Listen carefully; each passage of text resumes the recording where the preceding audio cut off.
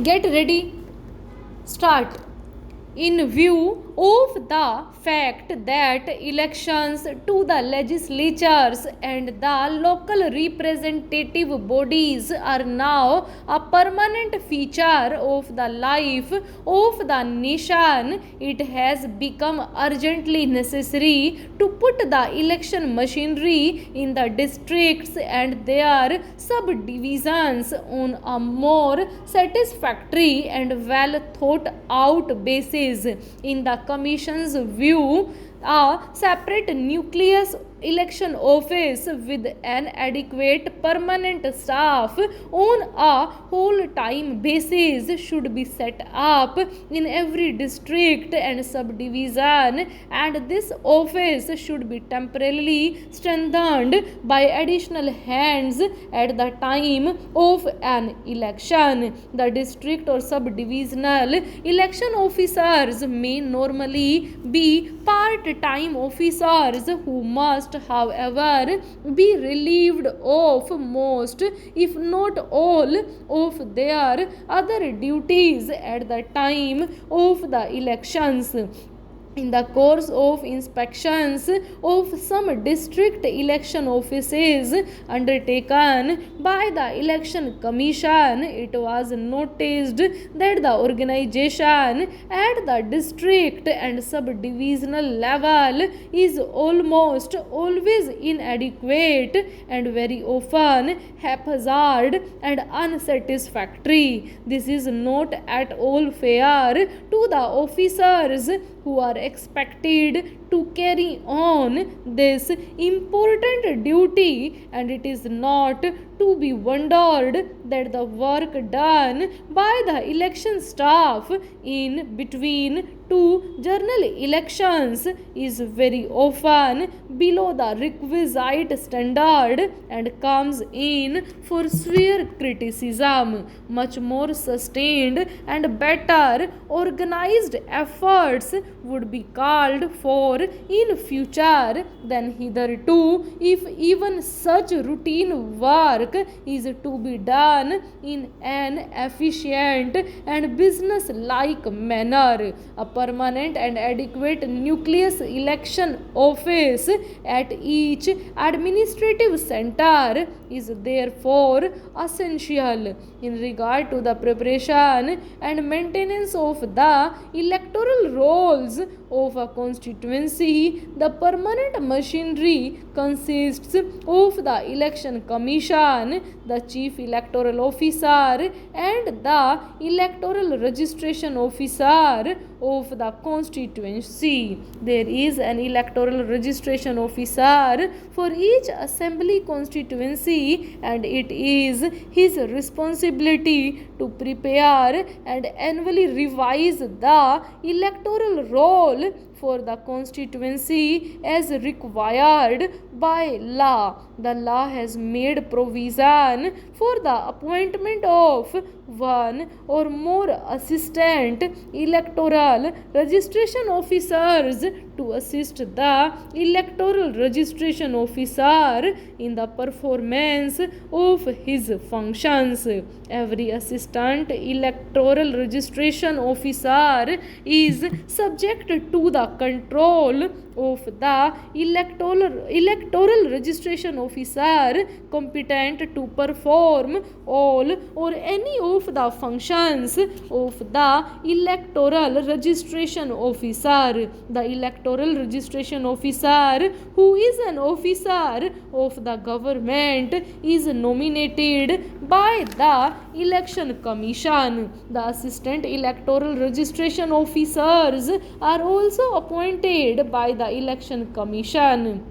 Generally, officers of the status of deputy commissioners, collectors, deputy collectors, tehsildars, etc. were appointed as electoral registration officers, while officers junior to them were appointed to assist them as assistant electoral registration officers. For each parliamentary constituency, a returning officer is appointed by the Election Commission. he has to be an officer of government. One or more persons who are also officers of government are appointed as assistant returning officers to assist him in the performance of his functions.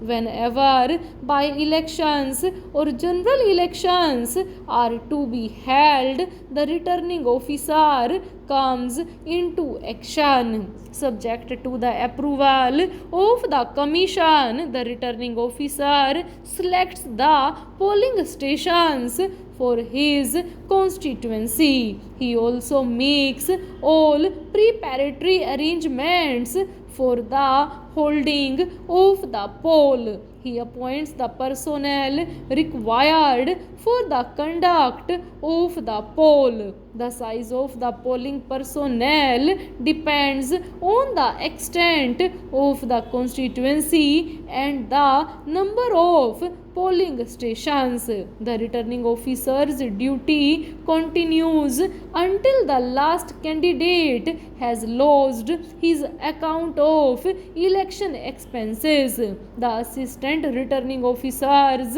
were originally debarred from performing any of the prescribed functions of the returning officer which related to the counting of votes unless the latter was unavoidably prevented from performing such functions.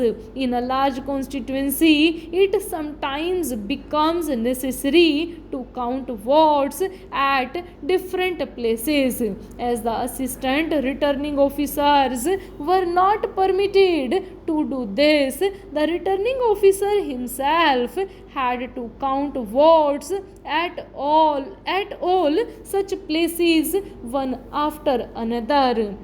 This often resulted in a good deal of avoidable delay. Under the amended law, the assistant returning officers are now eligible to undertake the counting of votes subject to the overall control of the returning officer. The only function of the returning officer which an assistant returning officer is not competent to perform at present is the scrutiny of nomination papers. Even this he is permitted to undertake if the returning officer is unavoidably prevented from holding such scrutiny himself. There were certain former Indian states which had entered into an agreement with the then British India about the execution of decrees passed in the territories of either of them. There was no difficulty about that. With respect to the decision of the Mumbai High Court, I find that there were more than 200 states, and in that small part known as Saurashtra, and there were other states also in Gujarat. Full stop.